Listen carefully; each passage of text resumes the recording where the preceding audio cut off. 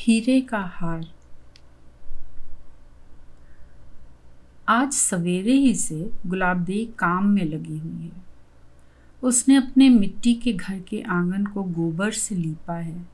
उस पर पीसे हुए चावल से मन्ना माड़े हैं। घर की दहली पर उसी चावल के आटे से लीकें खींची हैं और उन पर अक्षत और बिल्वपत्र रखे हैं। दूब की 9 डालियां चुनकर उनमें लाल डोरा बांधकर उसकी कुलदेवी बनाई है और हरेक पत्ते के दूने में चावल भरकर उसे अंदर के घर में भीत के सहारे एक लकड़ी के देहरे में रखा है। कल पड़ोसी से मांगकर गुलाबी रंग लाई थी। उससे रंगी हुई चादर बेचारी को आज नसीब हुई है।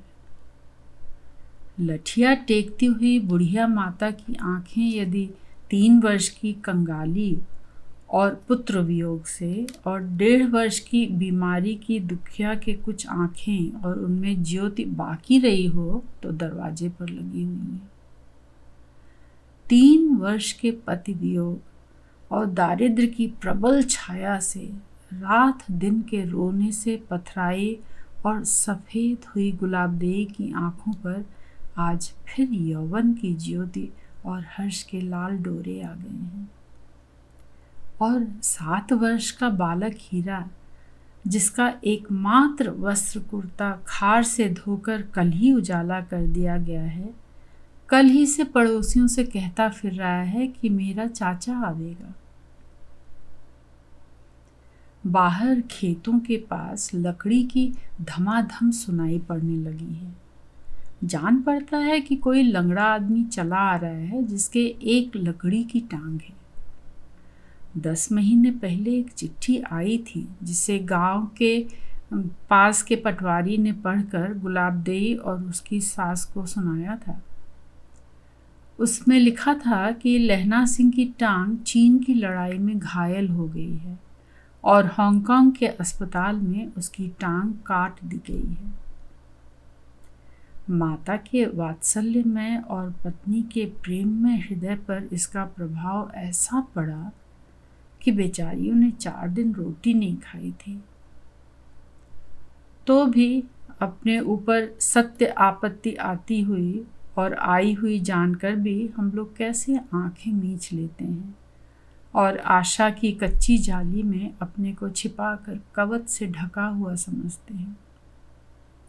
वे कभी कभी आशा किया करती थी कि दोनों पैर सही सलामत लेकर लहना सिंह घर आ जाए तो कैसा।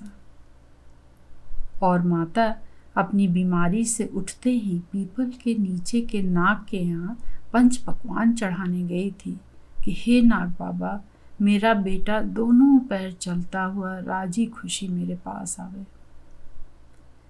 उसी दिन लौटते हुए उसे एक सफेद नाग भी दिखा था, जिससे उसे आशा हुई थी कि मेरी प्रार्थना सुन ली गई है। पहले पहले तो सुखदेई को ज्वर की बेचैनी में पति की टांग कभी दाहिनी और कभी बाई, किसी दिन कमर के पास से और किसी दिन पिंडली के पास से और फिर कभी टखने के पास से कटी हुई दिखाई देती। परंतु फिर जब उसे साधारण स्वप्न आने लगे तो वह अपने पति को दोनों जांघों पर खड़ा देखने लगी।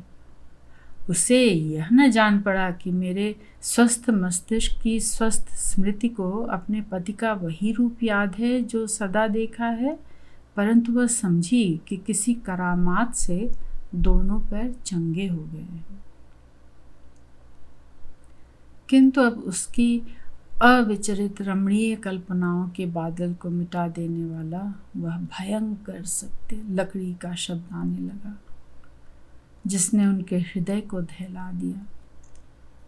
लकड़ी की टांग की प्रत्येक खटखट मानो उनकी छाती पर हो रही थी और ज्यों-ज्यों वह आहट पास आती जा रही थी, त्यों-त्यों उसी प्रेम पात्र के मिलने के लिए उन्हें अनिच्छा और डर मालूम होते जाते थे कि जिसकी प्रतीक्षा में उसने 3 वर्ष कौवे उड़ाते और पल पल गिनते काटे थे, प्रत्युत वे अपने हृदय के किसी अंदरी कोने में यह भी इच्छा करने लगी कि जितने पल विलंब से उससे मिले उतना ही अच्छा।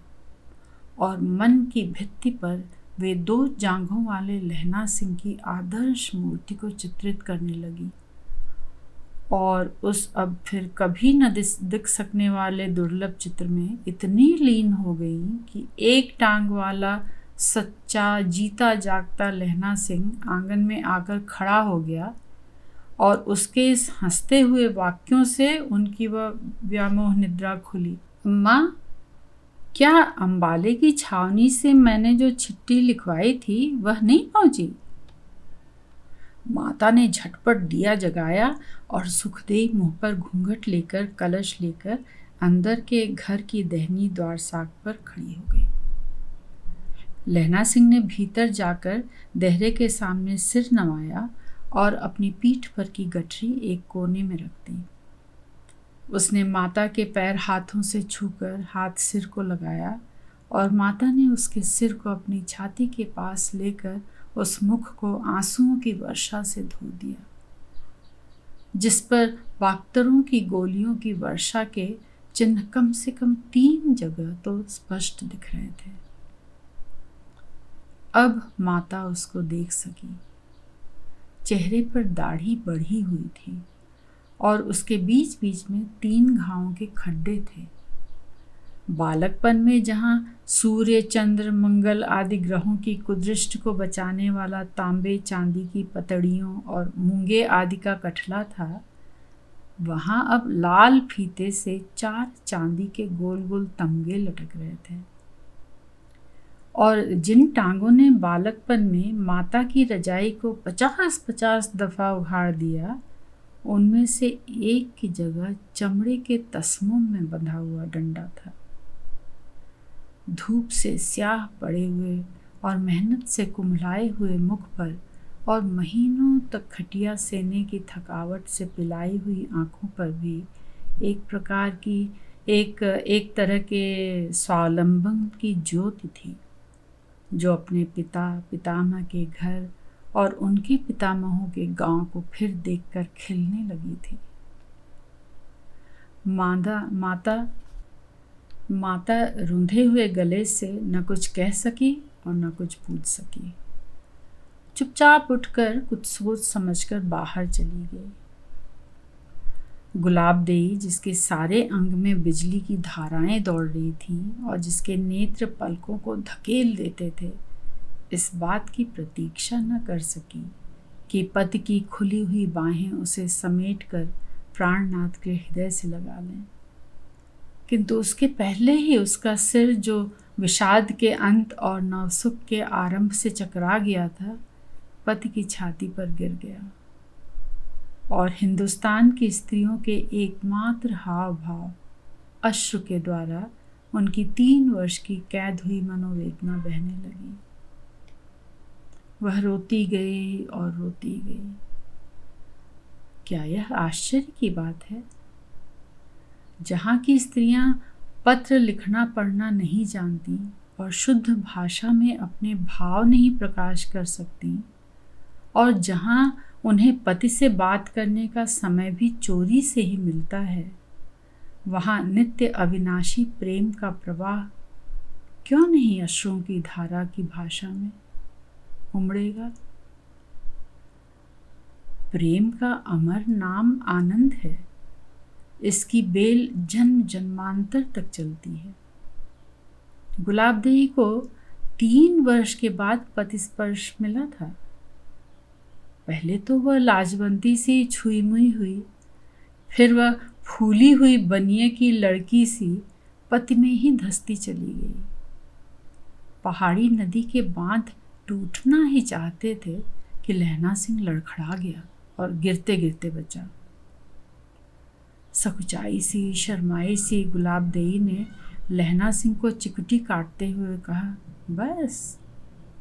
और आंखों ही आंखों में बिहारी की नायिका के समान भरे तानों में मानो कहा, कबाड़ी के सामने भी कोई लहंगा पसारेगी? हारे को हरिनाम। गुलाबदेई, मेरी प्राण प्यारी, मैं हारा नहीं हूँ। सुनो, मर्द और कर्द कभी खुन्ने नहीं होते गुलाबो, और चीन की लड़ाई ने तो मेरी धार और तेज कर दी। लहना सिंह तन कर खड़ा हो गया था। गुलाबदेई सरसों से खिलाई, मानो लहना सिंह उसे कल ही ब्याह कर लाया हो। माँ रसोई करने चली गई थी। 3 साल बाद बेटा आया था। उसके कानों में बैसाखियों की खड़खड़ाहट अब भी सुनाई दे रही थी। भगवती से कितनी मन्नतें मानी थी, वह शिवजी के मंदिर में भी हो आई थी। आखिर देवी देवता चाहें तो वह सही सलामत भी आ सकता था, परंतु अब तो वह साक्षात सामने था। फिर भी माँ को किसी चमत्कार की आशा थी। वह सीडू बाबा से पुच्छ लेने जाएगी। फिर देगची में कड़छी हिलाते हुए सोचने लगी, देश के लिए एक टांग गंवा दी तो क्या हुआ। उसकी छाती फूल गई। बेटे ने माँ के दूध की लाज रखी थी। चाचा तुम आ गए? हाँ बेटा, लहना सिंह ने उसे अंक में भरते हुए कहा। चाचा इतने दिनों कहाँ थे? बेटा मैं लाम पर था, चीन से युद्ध हो रहा था ना। चीन कहाँ है? मासूमियत से बालक ने पूछा। हिमालय के उस पार। मुझे भी ले चलोगे ना? अब मैं नहीं जाऊंगा, फौज से मेरी छुट्टी हो गई है। कुछ सोचकर उसने फिर कहा, बेटा तुम बड़े हो जाओगे ना तो फौज में भर्ती हो जाना। मैं भी चीनियों को मार गिराऊंगा। लेकिन चाचा क्या मेरी भी टांग कट जाएगी? धैत तेरी, ऐसा नहीं बोलते, टांग कटे दुश्मनों की। फिर हीरे ने जेब में आम की गुठली से बनाई पीपनी निकाली और बजाने लगा। बरसात में आम की गुठलियां उगाती हैं तो बच्चे उस पौधों को उखाड़ कर गोइली में से गिट्टक निकाल कर बजाने लगते हैं। बड़े बूढ़े खौफ दिखाते हैं कि गुठलियों में सांप के बच्चे होते हैं, परंतु इन बंदरों को कौन समझाए, आदमी के पूर्वज जो ठहरे। तुम मदरसे जाते हो? जाता हूँ, लेकिन मौलवी की लंबी दाढ़ी से डर लगता है। क्यों? दाढ़ी में उसका मुंह ही दिखाई नहीं देता।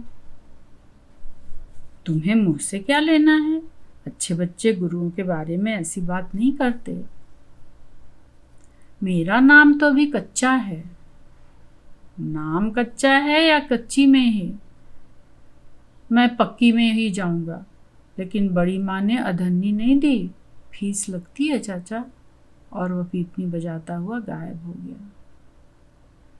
लहना सिंह सोचने लगा, उम्र कैसे ढल जाती है। पहाड़ी नदी नाले मैदान तक पहुँचते पहुँचते संयत हो जाते हैं। ढलती हुई उम्र में वर्तमान के खिसकने और भविष्य के अनिश्चय घेर लेते हैं। चीन की लड़ाई में जब जख्मी होने पर अस्पताल में था तो हर नर्स उसे 8-9 साल की सूबेदारनी दिखाई देती। सिस्टर नैन्सी से एक दिन उसने पूछा भी था, सिस्टर क्या कभी तुम 8 साल की थी? अरे बिना 8 की उम्र पार किए मैं 22 की कैसे हो सकती हूँ? तुम्हें कोई याद आ रहा है? हाँ, वह 8 साल की छोकरी दही में नहाई हुई, बाहर के फूलों सी मुस्कुराती हुई मेरी जिंदगी में आई थी और फिर एकाएक विलुप्त हो गई, सूबेदारनी बन गई। कहते कहते वह खो गया था। हवलदार, तुम परी कथाओं में विश्वास रखते हो? परियों के पंख होते हैं ना, वे उड़कर जहां चाहें चली जाएं। कल्पना ही तो जीवन है। पर तुम्हें तो शौर्य मेडल मिला है। अगर मेरी कल्पना में वह 8 वर्षीय कन्या न होती तो मुझे कभी शौर्य मेडल न मिलता। मेरी प्रेरणा वही थी। तुमने विवाह नहीं बनाया? नैन्सी ने पूछा। विवाह तो बनाया। कनेर के फूल सी लहलहाती मेरी पत्नी है, एक बेटा है। और मेरी बूढ़ी माँ है। तो फिर परियों की कल्पना, 8 वर्ष की कन्या का ध्यान। हाँ सिस्टर, मैंने 35 साल पहले उस कन्या को देखा था। फिर वह ऐसे गायब हुई जैसे कुरली बरसात के बाद कहीं अदृश्य हो जाती है, और मैं निपट के रहा। नैन्सी चली गई थी। वह सोचता रहा था, स्वप्न में सफ़ेद कौओं का दिखाई देना शुभ लक्षण है या अशुभ का प्रतीक। अस्पताल में अर्धनिमीलित आंखों में अनेक देवता आते। कभी उसे लगता कि फनियर नाग ने उसे कमर से कस लिया है। शायद यह नपुंसकता का संकेत ना हो। वह दहल जाता। माँ, पत्नी और हीरा कैसे होंगे? गांव में वैसे तो ऐसा कुछ नहीं जो भय पैदा करे, लेकिन 3 साल तो बहुत होते हैं। वे कैसे रहती होंगी?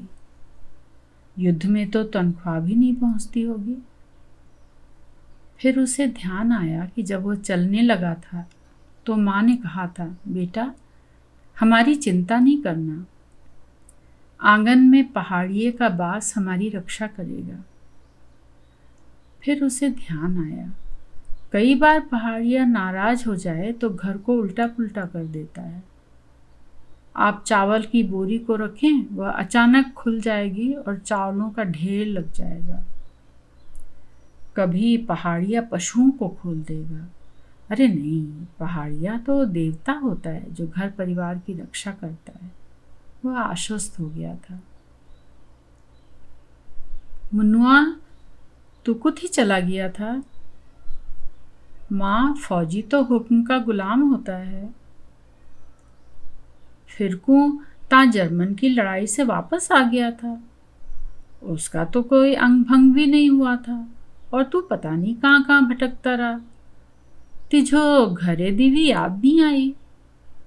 अम्मा, फिरकू तो फिरकी की भांति घूम गया होगा, लेकिन मैं तो वीर माँ का सपूत हूँ। उस पहाड़ी माँ का जो स्वयं बेटे को युद्ध भूमि में तिलक लगाकर भेजती है। बहाना बनाकर लौटना राजपूत को शोभा नहीं देता। हाँ, सो तो तमगे से देख रही हूँ, लेकिन क्या अम्मा, तुम चुप क्यों हो गए? गुलाबदेई तो वीरांगना है, उसे तो गर्व होना चाहिए। हाँ बेटा, फौजी की औरत तो तमगों के सहारे ही जीती है, लेकिन क्या अम्मा, कुछ तो बोलो। उसका हाल तो बेहाल रहा ना। आदमी के बिना औरत अधूरी है, और फौजी की औरत पर तो कितनी उंगलियां उठती हैं, तुम क्या जानो। तुम तो नौल के नौलाई रे। क्या ये तमगे तुम्हारी दूसरी टांग वापस ला सकते हैं? और 3 साल से सरकार ने सुधबुद्धि कहाँ ली? लहना सिंह के पास कोई जवाब नहीं था। सूबेदारनी ने किस अनुनय विनय से उसे बींध लिया था। हजारा सिंह, बोधा सिंह की रक्षा करके उसने कौन सा मोर्चा मार लिया था। वह युद्ध भूमि में तड़प रहा था, और रेड क्रॉस वैन बाप बेटे को लेकर चली गई थी। उसने जो कहा था मैंने कर दिया, सोचकर फूल उठा। लेकिन गुलाबदेई के यौवन का अंधड़ कैसे निकला होगा? लोग कहते होंगे बरसाती नाले सा अंधड़ आया और वह झरबेरी से बिछ गई थी, तूफान में दबी सहमी सी लंगड़े खरगोश सी। नहीं, लंगड़ी वह कहाँ है? लंगड़ा तो लहना सिंह आया है, चीन में नैन्सी से बतियाता खिलखिलाता। अम्मा फिर रसोई में चली गई थी। गुलाबदेई उसकी लकड़ी की टांग को सहला रही थी। शायद उसमें स्पंदन पैदा हो जाए, शायद वह फिर दहाड़ने लगे। तभी लहना सिंह ने कहा था, गुलाबो, यह नहीं, दूसरी टांग। वह दोनों टांगों को दबाने लगी थी, और अश्रुधारा उसके मुख को धो रही थी। वह फिर बोला, गुलाबो, तुम्हें मेरे अपंग होने का दुख है? नहीं तो, फिर रो क्यों रही हो?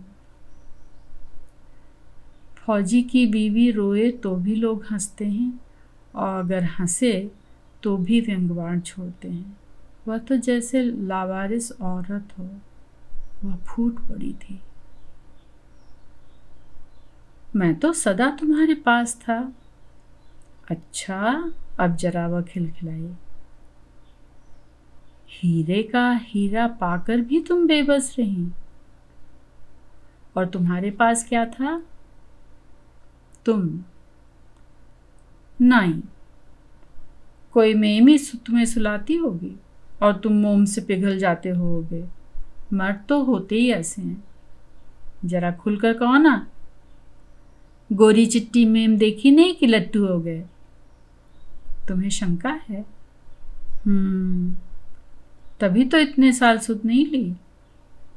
मैं तो तुम्हारे पास था हमेशा, सच्ची हमेशा। और वह सूबेदारनी कौन थी? क्या मतलब? तुम अब भी माँ से कह रहे थे? उसने कहा था, जो कहा था मैंने पूरा कर दिया। हाँ, मैं जो कर सकता था वह कर दिया। लेकिन युद्ध में सूबेदारनी कहाँ से आ गई? वह कल्पना थी। तो क्या गुलाबो मर गई थी? मैं कल्पना में भी याद नहीं आई। मैं तुम्हें उसे मिलाने ले चलूंगा। मिलोगे खुद, और बहाना मेरा। फौजिया खुद घरेनी औना था। मैं अब चला जाता हूँ। मेरे लिए तो तुम कब के जा चुके थे, और आकर भी कहाँ आ पाए। गुलाबो, तुम भूल कर रही हो। मैंने कहा था ना, मर्द और कर्द कभी खुन्ने नहीं होते, उन्हें चलाना आना चाहिए। अच्छा, छोड़ो भी ना, अब हीरा आ जाएगा। और दोनों ओबरी में चले गए। सदियों बाद जो मिले थे। छोटे छोटे सुख मनोमालिन्य को धो डालते हैं और एक दूसरे के प्रति आश्वस्ति जीवन का आधार बनाती है। एक मृग तृष्णा का पालन दाम्पत्य जीवन को हरा भरा बना देता है। गुलाबदेई लहलहाने लगी थी और आंगन में अचानक धूप खिलाई थी। सुखमय जीवन। परीक्षा देने के पीछे और उसके फल निकलने के पहले दिन किस बुरी तरह बीतते हैं, यह उन्हीं को मालूम है जिन्हें उन्हें गिनने का अनुभव हुआ है। सुबह उठते ही परीक्षा से आज तक कितने दिन गए यह गिनते हैं, और फिर कहावती 8 हफ्ते में कितने दिन घटते हैं यह गिनते हैं। कभी कभी उन 8 हफ्तों पर कितने दिन चढ़ गए यह भी गिनना पड़ता है। खाने बैठे हैं और डाकिये के पैर की आहट आई, कलेजा मुंह को आया। मोहल्ले में तार का चपरासी आया कि हाथ पांव कांपने लग गए। न जागते चैन, न सोते सपने में भी यह दिखता है। सपने में भी यह दिखता है कि परीक्षक साहब एक 8 हफ्ते की लंबी छुरी लेकर छाती पर बैठे हुए हैं। मेरा भी बुरा हाल था। LLB का फल अब की और भी देर से निकलने को था। न मालूम क्या हो गया था, या तो कोई परीक्षक मर गया था या उसको प्लेग हो गया था। उसके पर्चे किसी दूसरे के पास भेजे जाने को थे। बार बार यही सोचता था कि प्रश्न पत्रों की जांच किए पीछे सारे परीक्षकों और रजिस्ट्रारों को भले ही प्लेग हो जाए, अभी तो 2 हफ्ते माफ करें, नहीं तो परीक्षा के पहले ही उन सबको प्लेग क्यों ना हो गया। रात भर नींद नहीं आई थी, सिर घूम रहा था। अखबार पढ़ने बैठा कि देखता क्या हूँ, लिनोटाइप की मशीन ने 4-5 पंक्तियां उल्टी छाप दी हैं। बस अब नहीं सहा गया। सोचा कि घर से निकल चलो, बाहर ही कुछ जी बहलेगा। लोहे का घोड़ा उठाया कि चल दिए। 3-4 मील जाने पर शांति मिली। हरे हरे खेतों की हवा, कहीं पर चिड़ियों की चहचह और कहीं कुओं पर खेतों को सींचते हुए किसानों का सुरीला गाना, कहीं देवदार के पत्तों की सौंधी बास और कहीं उनमें हवा का सी करके बजना, सबने मेरे परीक्षा के भूत की सवारी को हटा लिया। बाइसिकल भी गजब की चीज़ है, न दाना मांगे न पानी, चलाए जाइए जहाँ तक पैरों में दम हो। सड़क में कोई था ही नहीं, कहीं कहीं किसानों के लड़के और गांव के कुत्ते पीछे लग जाते थे। मैंने बाइसिकल को और भी हवा कर दिया। सोचा था कि मेरे घर सितारपुर से 15 मील पर काला नगर है, वहाँ की मलाई की बर्फ़ अच्छी होती है। वहीं मेरे एक मित्र रहते हैं, वे कुछ सनकी हैं, कहते हैं कि जिसे पहले देख लेंगे उससे विवाह करेंगे। उनसे कोई विवाह की चर्चा करता है तो अपने सिद्धांत के मंडल का व्याख्यान देने लग जाते हैं। चलो उन्हीं से सिर खाली करें। ख्याल पर ख्याल बंधने लगा। उनके विवाह का इतिहास याद आया। उनके पिता कहते थे कि सेठ गणेश लाल की इकलौती बेटी से अब की छुट्टियों में तुम्हारा ब्याह कर देंगे। पड़ोसी कहते थे कि सेठ जी की लड़की कानी और मोटी है और 8 ही वर्ष की है।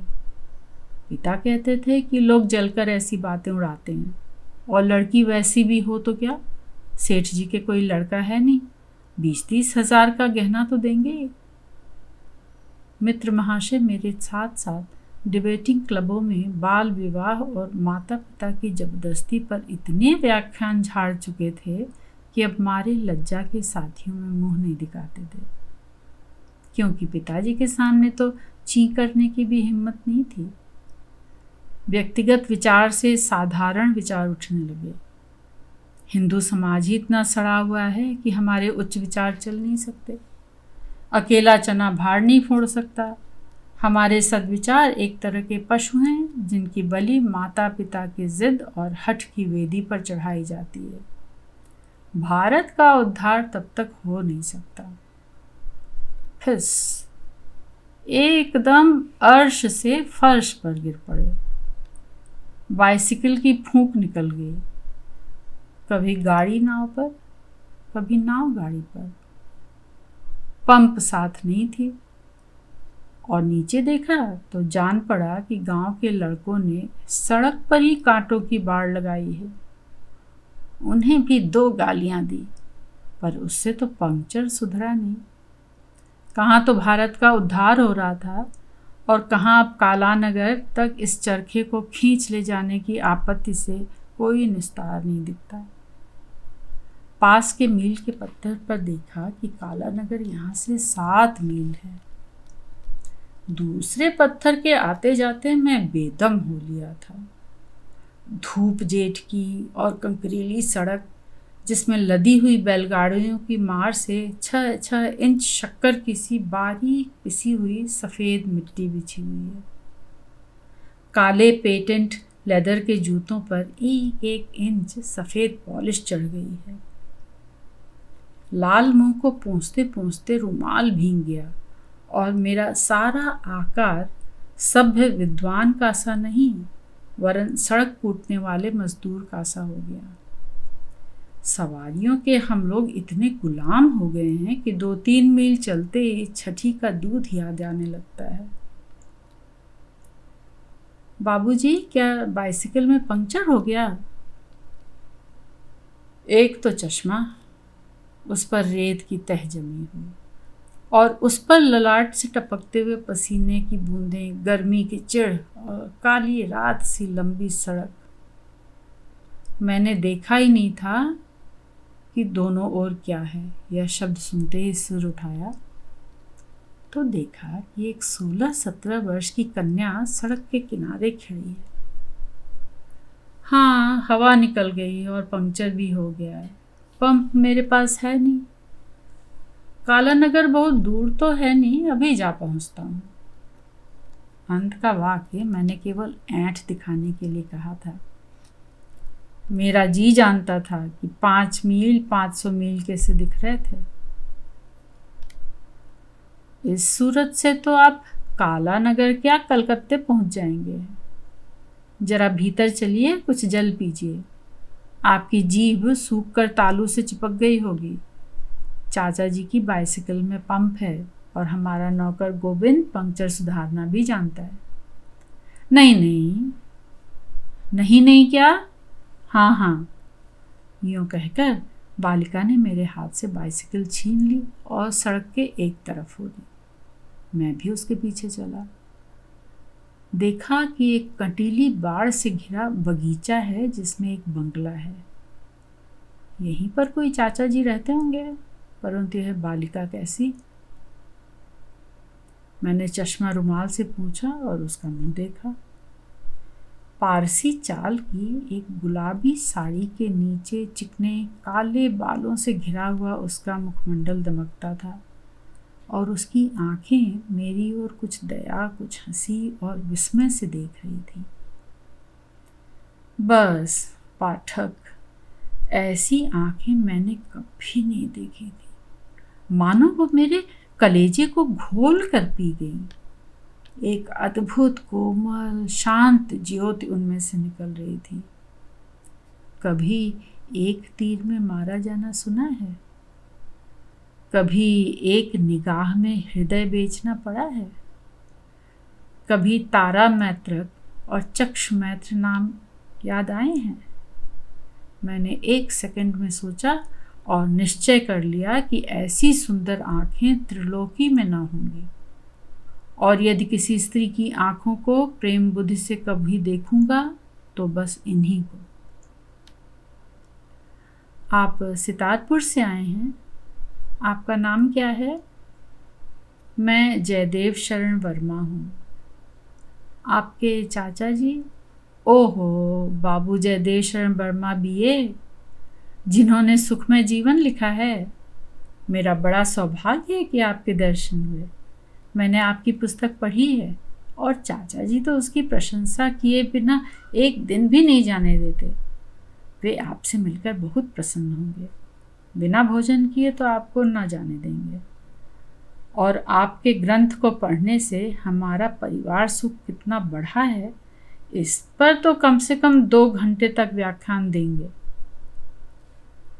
स्त्री के सामने उसके नैहर की बड़ाई कर दे और लेखक के सामने उसके ग्रंथ की, यह प्रिय बनने का अमोघ मंत्र है। जिस साल मैंने बीए पास किया था उस साल कुछ दिन लिखने की धुन उठी थी। लॉ कॉलेज के फर्स्ट ईयर में सेक्शन और कोड की परवाह न करके एक सुखमय जीवन नामक पोथी लिख चुका था। समालोचकों ने आड़े हाथों लिया था और वर्ष भर में 17 प्रतियां बिकी थीं। आज मेरी कदर हुई कि कोई उसको सराहने वाला तो मिला। इतने में हम लोग बरामदे में पहुंचे, जहां पर कंटोप पहने, पंजाबी ढंग की दाढ़ी रखे एक अधेड़ महाशय कुर्सी पर बैठे पुस्तक पढ़ रहे थे। बालिका बोली, चाचा जी, आज आपके बाबू जयदेव शरण वर्मा बीए को साथ लाई हूँ। इनकी बाइसिकल बेकाम हो गई है। अपने प्रिय ग्रंथकार से मिलाने के लिए कमला को धन्यवाद मत दीजिए उनके पंप भूलाने को।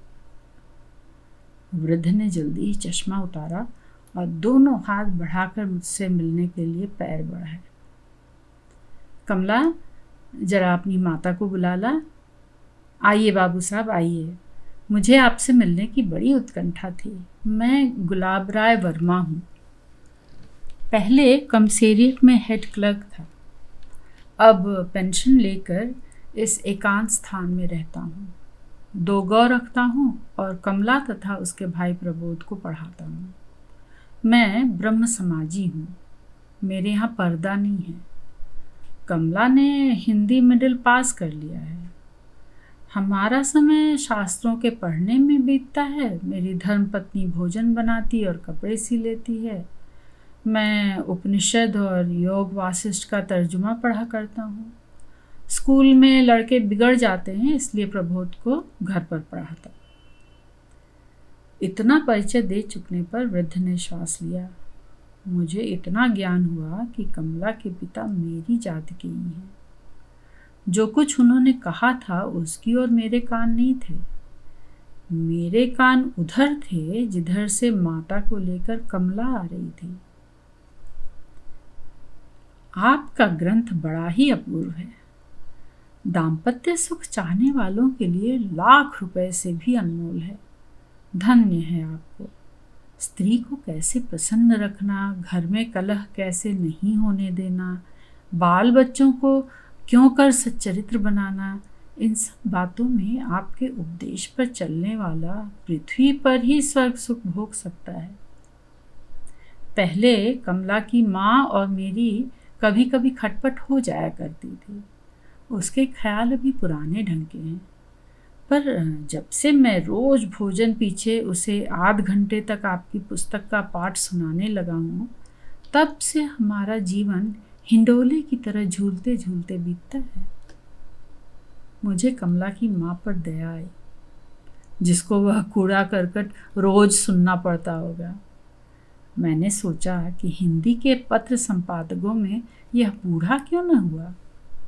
यदि होता तो आज मेरी तूती बोलने लगती। आपको गृहस्थ जीवन का कितना अनुभव है, आप सब कुछ जानते हैं।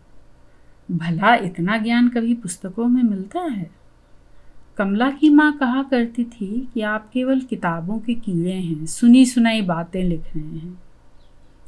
मैं बार बार यह कहता था कि इस पुस्तक के लिखने वाले को परिवार का खूब अनुभव है और धन्य है आपकी सधर्मिणी। आपका और उसका जीवन कितना सुख से बीतता होगा। और जिन बालकों के आप पिता हैं वे कैसे बड़भागी हैं कि सदा आपकी शिक्षा में रहते हैं। आप जैसे पिता का उदाहरण देखते हैं। कहावत है कि वेश्या अपनी अवस्था कम दिखाना चाहती है और साधु अपनी अवस्था अधिक दिखाना चाहता है। भला ग्रंथकार का पद इन दोनों में किसके समान है? मेरे मन में आई कि कह दूं कि अभी मेरी 25वां वर्ष चल रहा है, कहाँ का अनुभव और कहाँ का परिवार। फिर सोचा कि ऐसा कहने से ही मैं वृद्ध महाशय की निगाहों से उतर जाऊंगा और कमला की माँ सच्ची हो जाएगी कि बिना अनुभव के छोकरे ने गृहस्थ के कर्तव्य धर्मों पर पुस्तक लिख मारी है। यह सोचकर मैं मुस्कुरा दिया और ऐसी तरह मुंह बनाने लगा कि वृद्ध समझा कि अवश्य मैं संसार समुद्र में गोते मारकर नहाया हुआ हूँ। वृद्ध ने उस दिन मुझे जाने नहीं दिया। कमला की माता ने प्रीति के साथ भोजन कराया और कमला ने पान ला कर दिया। न मुझे अब काला नगर की मलाई की बर्फ याद रही, न सन की मित्र की। चाचा जी की बातों में फी सैकड़े 70 तो मेरी पुस्तक और उनके रामबाण लाभों की प्रशंसा थी, जिसको सुनते सुनते मेरे कान दुख गए। फी सैकड़े 25 वह मेरी प्रशंसा और मेरे पति जीवन और पितृ जीवन की महिमा गा रहे थे। काम की बात 20वां हिस्सा थी, जिससे मालूम पड़ा कि अभी कमला का विवाह नहीं हुआ।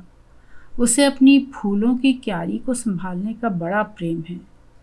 सखी के नाम से महिला मनोहर मासिक पत्र में लेख में दिया करती है। सायंकाल को मैं बगीचे में टहलने निकला। देखता क्या हूँ कि एक कोने में केले के झाड़ों के नीचे मोती और रजनीगंधा की क्यारियां हैं और कमला उनमें पानी दे रही है। मैंने सोचा कि यही समय है, आज मरना है या जीना है। उसको देखते ही मेरे हृदय में प्रेम की अग्नि जल उठी थी और दिन भर वहाँ रहने से वह धधकने लग गई थी। 2 ही पहर में मैं बालक से युवक हो गया था।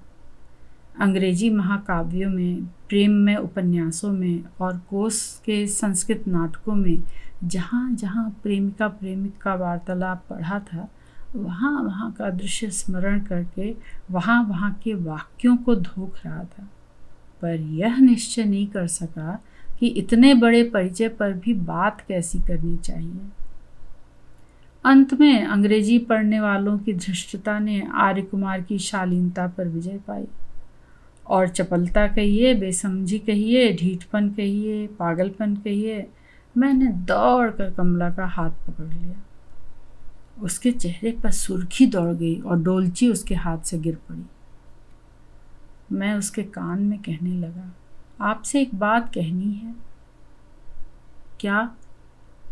यहाँ कहने की कौन सी बात है? जब से आपको देखा है तब से। बस चुप करो, ऐसी धृष्टता।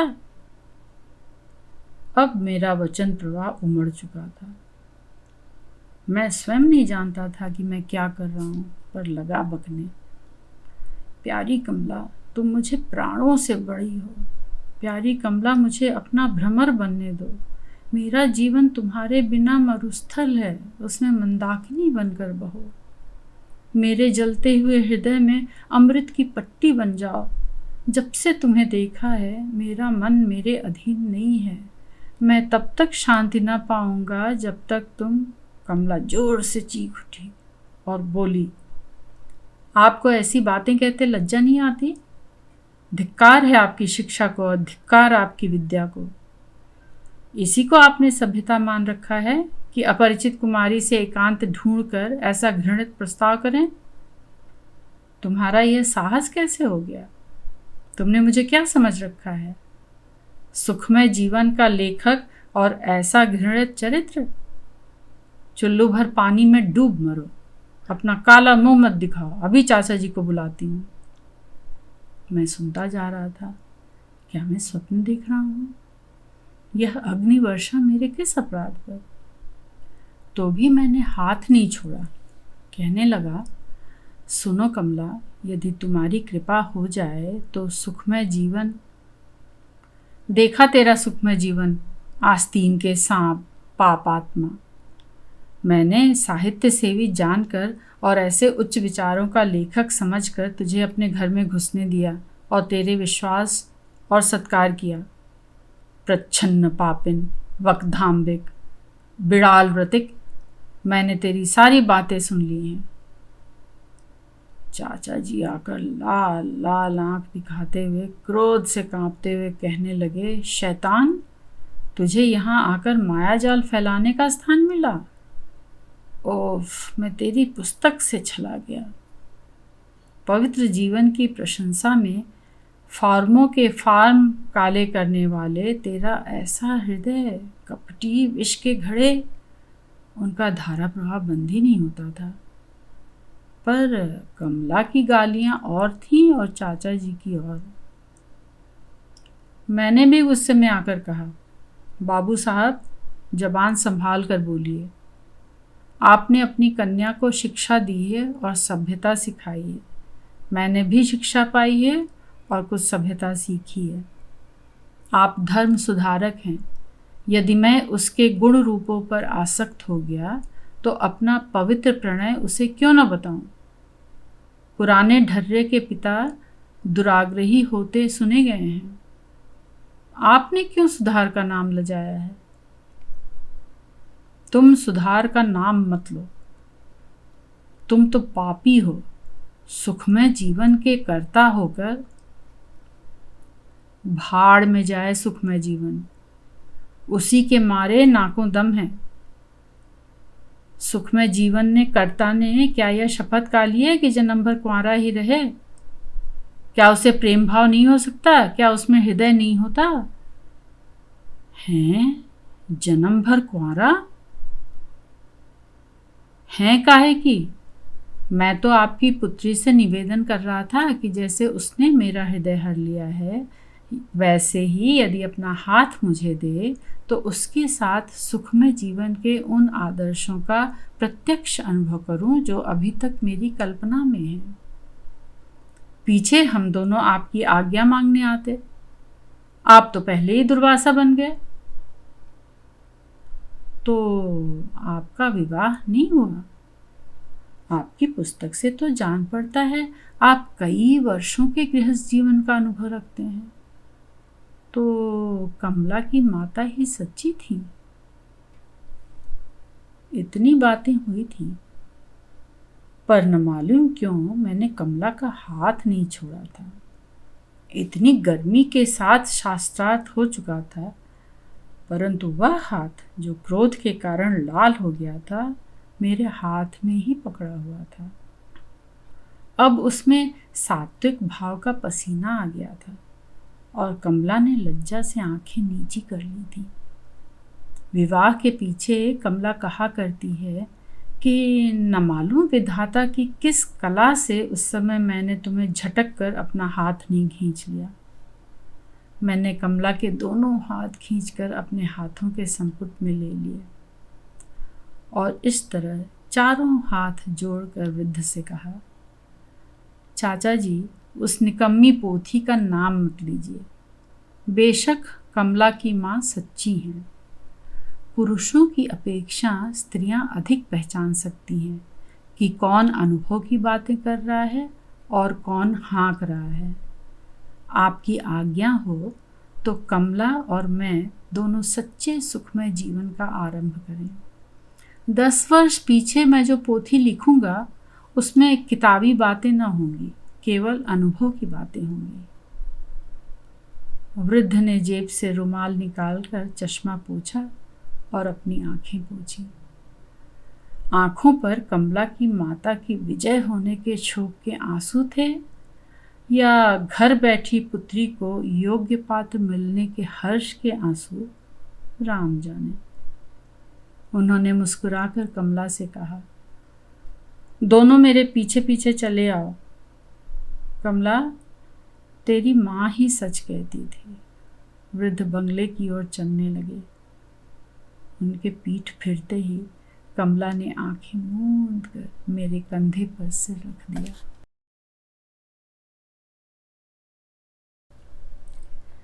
चंद्रधर शर्मा गुलेरी की कहानी उसने कहा था।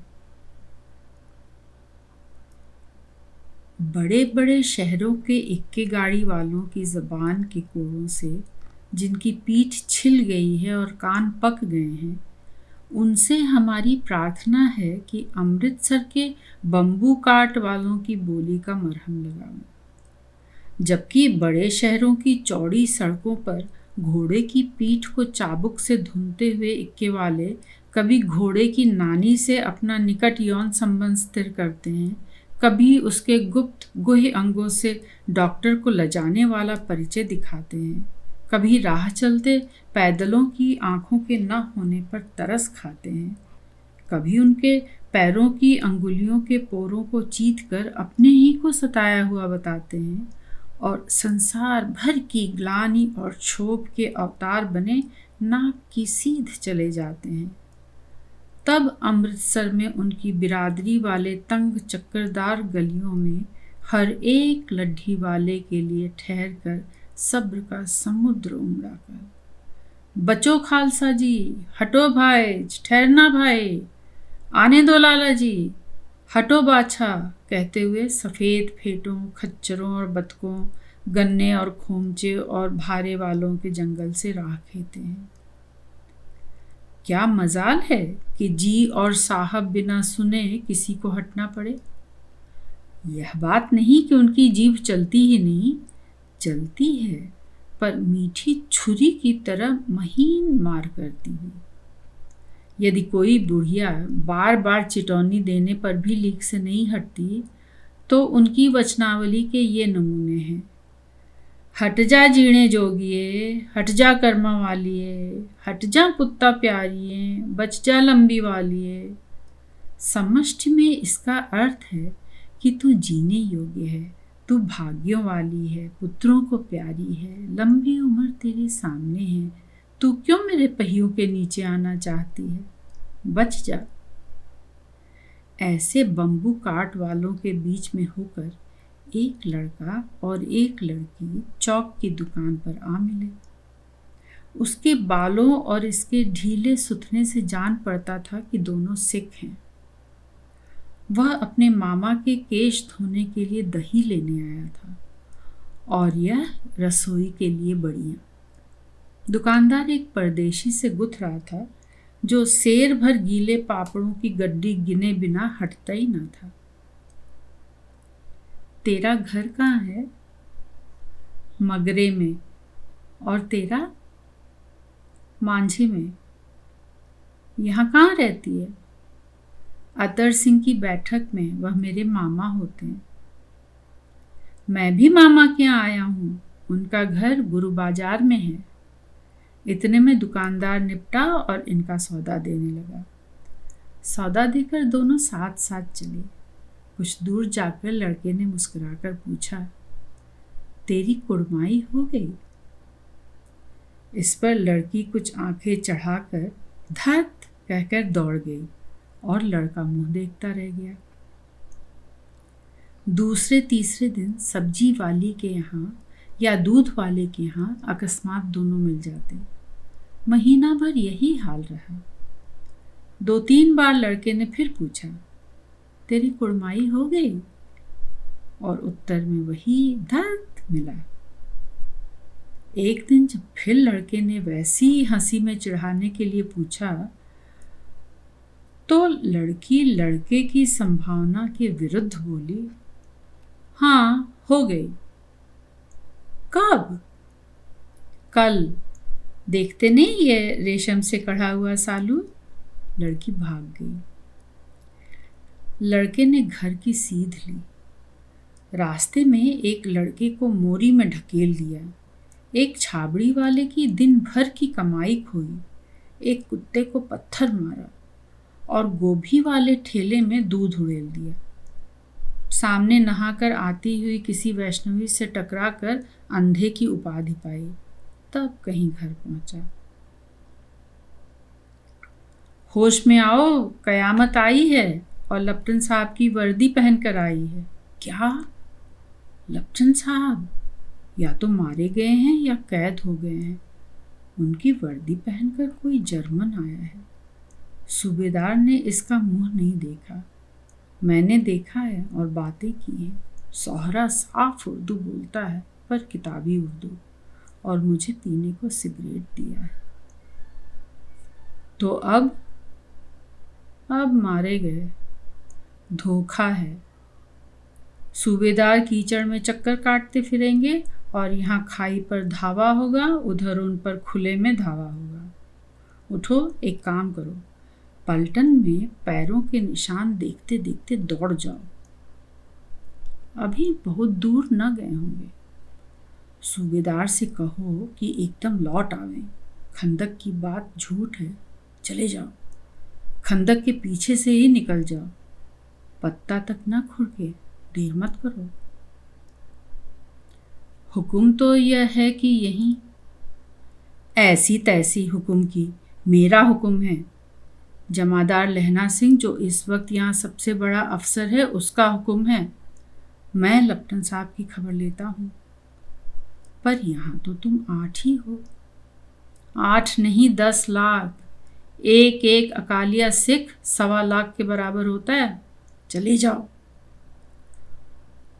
लौटकर खाई के मुहाने पर लहना सिंह दीवार से चिपक गया। उसने देखा कि लप्टन साहब ने जेब से बेल के बराबर 3 गोले निकाले। तीनों को जगह जगह खंदक की दीवारों में घुसेड़ दिया और तीनों में एक तार सा बांध दिया। तार के आगे सूत की गुत्थी थी, जिसे सिगड़ी के पास रखा। बाहर की तरफ जाकर एक दियासलाई जलाकर गुत्थी रखने, बिजली की तरह दोनों हाथों से उल्टी बंदूक को उठाकर लहना सिंह ने साहब की कोहनी पर तनाव दे मारा। धमाके के साथ साहब के हाथ से दियासलाई गिर पड़ी। लहना सिंह ने एक कुंदा साहब की गर्दन पर मारा और साहब आंख मीन गाठ कहते हुए चित हो गए। लहना सिंह ने तीनों गोले बीन कर खंदक के बाहर फेंके और साहब को घसीट कर सिगड़ी के पास लिटाया। जेबों की तलाशी ली। 3-4 लिफाफे और एक डायली निकालकर उन्हें अपनी जेब के हवाले किया। साहब की मूर्छा हटी। लहना सिंह हंसकर बोला, क्यों लप्टन साहब, मिजाज कैसा है? आज मैंने बहुत बातें सीखी। यह सीखा कि सिख सिगरेट पीते हैं। यह सीखा कि जगाधरी के जिले में नील गायें होती हैं और उनके 2 फुट 4 इंच के सींग होते हैं। यह सीखा कि मुसलमान खानसामा मूर्तियों पर जल चढ़ाते हैं और लपटन साहब खोते पर चढ़ते हैं। पर यह तो कहो, ऐसी साफ उर्दू कहाँ से सीखा है? हमारे लपटन साहब तो बिना डैम के 5 लफ्ज भी नहीं बोला करते थे। लहना सिंह ने पतलून की जेबों की तलाशी नहीं ली थी। साहब ने मानो जाड़े से बचने के लिए दोनों हाथ जेबों में डाले।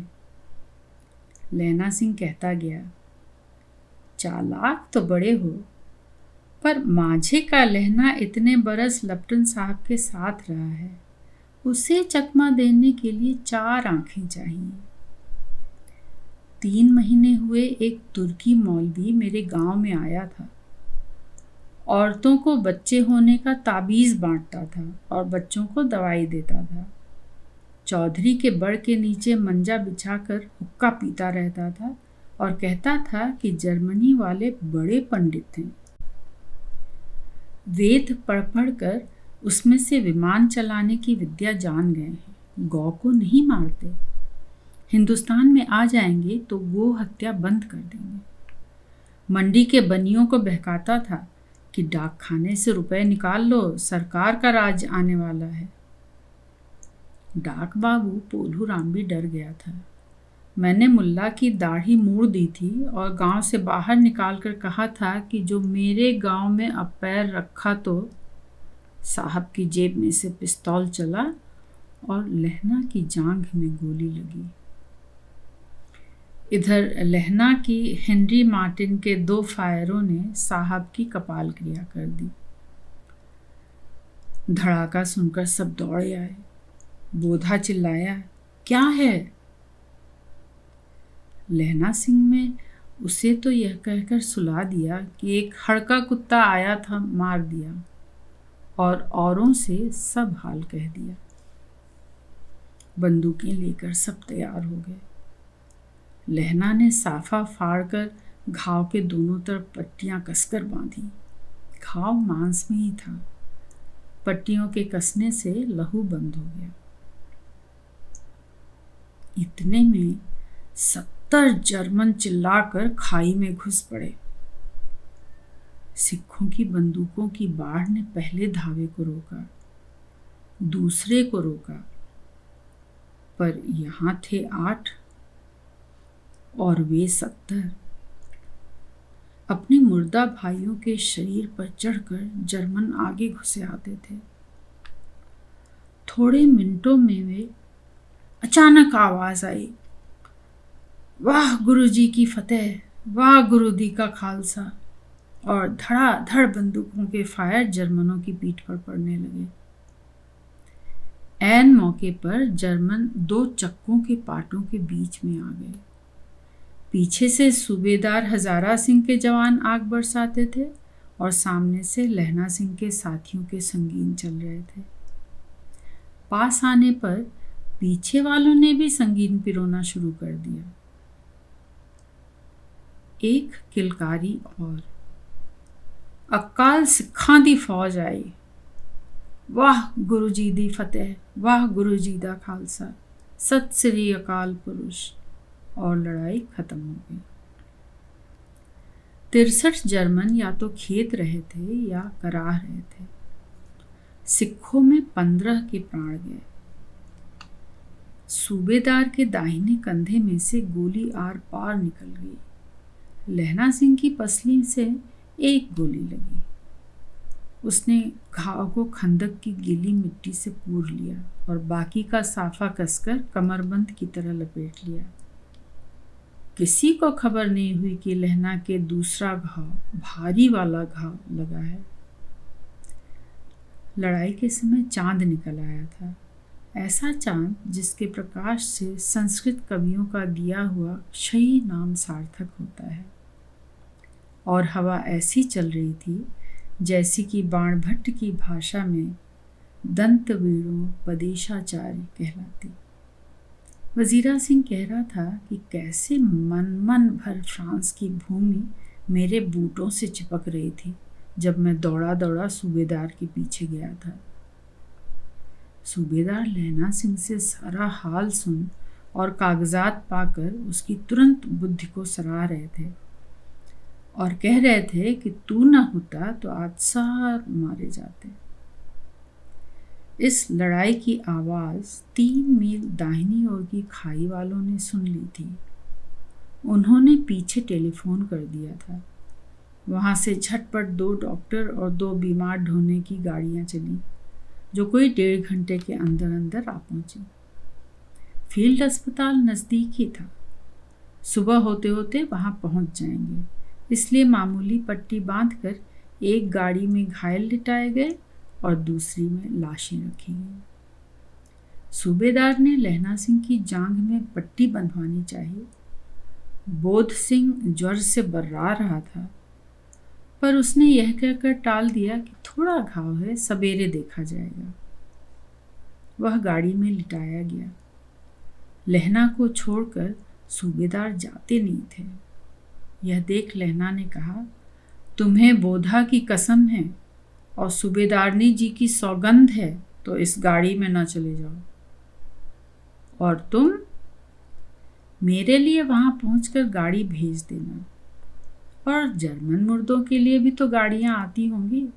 मेरा हाल बुरा नहीं है, देखते नहीं मैं खड़ा हूं, वजीरा सिंह मेरे पास है ही। अच्छा, पर बोधा गाड़ी पर लेट गया। भला आप भी चढ़ाओ। सुनिए तो, सूबेदारनी होरा को चिट्ठी लिखो तो मेरा मत्था टेकना लिख देना, और जब घर जाओ तो कह देना कि मुझसे जो उन्होंने कहा था वह मैंने कर दिया। गाड़ियां चल पड़ी थीं। सूबेदार ने चढ़ते चढ़ते लहना का हाथ पकड़कर कहा, तूने मेरे और बोधा के प्राण बचाए हैं। लिखना कैसा? साथ ही घर चलेंगे। अपनी सूबेदारनी से तू ही कह देना, उसने क्या कहा था। अब आप गाड़ी पर चढ़ जाओ। मैंने जो कहा वह लिख देना और कह भी देना। गाड़ी के जाते ही लहना लेट गया। वजीरा, पानी पिला दे और मेरा कमरबंद खोल दे, तर हो रहा है। मृत्यु के कुछ समय पहले स्मृति बहुत साफ हो जाती है। जन्म भर की घटनाएं एक एक करके सामने आती हैं। सारे दृश्यों के रंग साफ होते हैं। समय की धुंध बिल्कुल उन पर से हट जाती है। लहना सिंह 12 वर्ष का है। अमृतसर से मामा के यहाँ आया हुआ है। दही वाले के यहाँ, सब्जी वाले के यहाँ, हर कहीं उसे 8 साल की लड़की मिल जाती है। जब वह पूछता है कि तेरी कुड़माई हो गई, तब वह धत कहकर भाग जाती है। एक दिन उसने वैसे ही पूछा तो उसने कहा, हाँ कल हो गई। देखते नहीं ये रेशम के फूलों वाला सालू। यह सुनते ही लहना सिंह को दुख हुआ, क्रोध हुआ। पर क्यों हुआ? वजीरा सिंह, पानी पिला दे। 25 वर्ष बीत गए। अब लहना सिंह नंबर 77 राइफल्स में जमादार हो गया है। उस 8 वर्ष की कन्या का ध्यान ही न रहा। न मालूम वह कभी मिली थी या नहीं। 7 दिन की छुट्टी लेकर जमीन के मुकदमे की पैरवी करने वह घर गया। वहां रेजिमेंट के अफसर की चिट्ठी मिली, फौरन चले आओ। साथ ही सूबेदार हजारा सिंह की चिट्ठी मिली कि मैं और बोधा सिंह भी लाम पर जाते हैं, लौटते हुए हमारे घर होते आना, साथ चलेंगे। सूबेदार का घर रास्ते में पड़ता था और सूबेदार तो उसे चाहता भी बहुत था। लहना सिंह सूबेदार के यहाँ पहुंचा। जब चलने लगे तब सूबेदार बेड़े में निकल कर आया। बोला, लहना सिंह, सूबेदारनी तुमको जानती है, बुलाती है, जा मिला। लहना सिंह भीतर पहुंचा। सूबेदारनी मुझे जानती है? कब से? रेजिमेंट के क्वार्टरों में तो कभी सूबेदार के घर के लोग रहे ही नहीं। दरवाजे पर जाकर मत्था टेकना कहा। असीस सुनी। लहना सिंह चुप। मुझे पहचाना? नहीं। तेरी कुड़माई हो गई? धत, कल हो गई। देखते नहीं रेशमी बूटों वाला सालू अमृतसर में? भावों की टकराहट से मूर्छा खुली, करवट बदली, पसली का घाव बह निकला। वजीरा सिंह, पानी पिला, उसने कहा था। स्वप्न चल रहा है, सूबेदारनी कह रही है। मैंने तेरे को आते ही पहचान लिया। एक काम कहती हूँ, मेरे तो भाग फूट गए। सरकार ने बहादुरी का खिताब दिया है, लालपुर में ज़मीन भी दी है, आज नमक हलाली का मौका आया है। पर सरकार ने हम तीमियों की एक घाघरिया पलटन क्यों न बना दी, जो मैं भी सूबेदार जी के साथ चली जाती। एक बेटा है, फौज में भर्ती हुए उसे 1 ही वर्ष हुआ है। उसके पीछे 4 और हुए पर एक भी नहीं जिया। सूबेदारनी रोने लगी। अब दोनों जाते हैं, मेरे भाग। तुम्हें याद है एक दिन टांगे वाले का घोड़ा दही वाले की दुकान के पास बिगड़ गया था? तुमने उस दिन मेरे प्राण बचाए थे। आप घोड़ों की लातों पर चले गए थे और मुझे उठाकर दुकान के तख्त के पास खड़ा कर दिया था। ऐसे ही इन दोनों को भी बचाना, यह मेरी भिक्षा है। तुम्हारे आगे मैं आंचल पसारती हूँ। रोते रोते सूबेदारनी ओबरी में चली गई। लहना सिंह भी आंसू पोंछता हुआ बाहर आया। वजीरा सिंह, पानी पिला, उसने कहा था। लहना का सिर अपनी गोद में रखे वजीरा सिंह बैठा है। जब मांगता है तब पानी पिला देता है। आध घंटे तक लहना फिर चुप रहा। फिर बोला, कौन? कीरत सिंह? वजीरा ने कुछ समझकर कहा, हाँ। भैया, मुझे और ऊंचा कर ले, अपने पट्ट पर मेरा सिर रख ले।